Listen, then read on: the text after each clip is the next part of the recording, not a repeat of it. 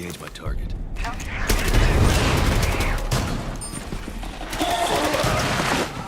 With me! Asset is under it. Bring the asset to the extraction pod. In Rainbow Six Extraction, your mission is to get in, get the job done, and get out. But no two missions are quite the same, and in this episode of our Rainbow Six Extraction Deep Dive series, we're taking a look at how different maps and objectives and difficulties combine to create a dizzying array of possibilities. So let's break it down.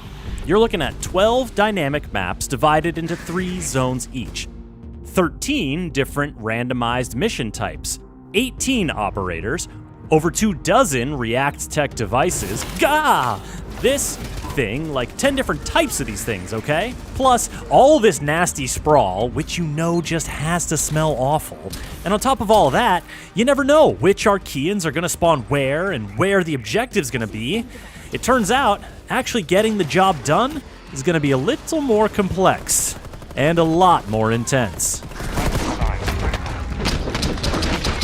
New York City, San Francisco, Alaska, New Mexico, and this absolutely weird place. The maps of Extraction are spread out across the whole continent and beyond, with each region more challenging than the one that came before it. The different regions each have their own feel, not just like the touristy flavor of Liberty Island in New York City compared to the frigid frontier situation of Eurydice Valley in Alaska. I'm talking about the architecture, the kinds of spaces you're fighting in, the different challenges, opportunities, and environmental stories they present. It breaks down like this. Each region has 3 maps, and each of those maps has 3 subzones. Every mission sends you off to one map and gives you 3 objectives, 1 per subzone. You have the chance to extract after each subzone, which ends the mission and banks all your progress towards leveling up your operators. So, to see an entire map, you'll need to complete your first 2 objectives and decide to risk it all for the big payout of completing the 3rd and final objective. Each subzone presents progressively more difficult enemies, and the setting can change significantly from one area to the next. Let's look at Eurydice Valley. It's way out there in the Alaskan hinterlands, and the first subzone we encounter on this mission is a straight-up farm. I don't know what they're farming in this weather, but the whole place is the site of an ancient meteor crater, which might have something to do with the parasite wanting to set up shop. The farmyard and a large barn dominate this area, creating some big open spaces. In the next subzone, Eurydice Commons, you'll find yourself mostly indoors in what looks to be part hunting lodge, part museum of oddities. The buildings are close here, which means lots of doors and windows and destructible walls to watch. Into the 3rd subzone, titled Missile Silo, it's abundantly clear that this is no humble farming community, as you descend into an underground complex, complete with a bunch of labs, and yes, a missile silo. This variety from zone to zone means you can find yourself in a lot of different combat situations during each mission. Playing the Specimen objective, in which you need to lure an elite enemy back to your pad and try not to get mauled in the process, gets trickier when you have a lot of stairs and sprawl to traverse. Capture system on. If your mission was, say, serial scan, you'd be more focused on barricading openings near the scan areas and laying traps for your incoming foes, so the stairs wouldn't be as much of a factor. How you interact with the map depends on which of the 13 different objectives you're working on, and it's never quite as simple as shoot them all and let Ash sort them out. Take triangulation. Once you activate the first of the 3 stations, you gotta move to the next one quickly. But operators running down hallways is like catnip to the Archeans, and they play with claws out.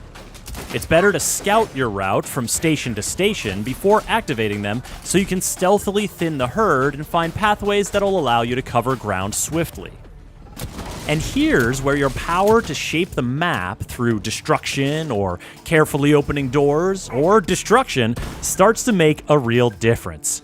Because if you get turned around while the swarm is nipping at your heels, let's just say you might not be living up to the title of the game on this particular run. scouting the lay of the land is also crucial for decontamination, the objective in which you have to shoot a whole infestation of aberrant nests and then get a sample from the most aberrantest one, because Mira has only a tenuous regard for your personal safety. What you'll need to look out for here, and pretty much everywhere else, is the sprawl. This stanky gunk is distributed differently each time you play a given map. So even if you're starting to know your way around San Francisco's Apollo Casino and Resort after a few visits, the sprawl is always creeping somewhere new to mix things up. Plus, if an Archean sounds the alarm and alerts nearby nests, they're gonna start pumping out even more sprawl, which is a bad thing. The sprawl slows you down. The sprawl speeds them up.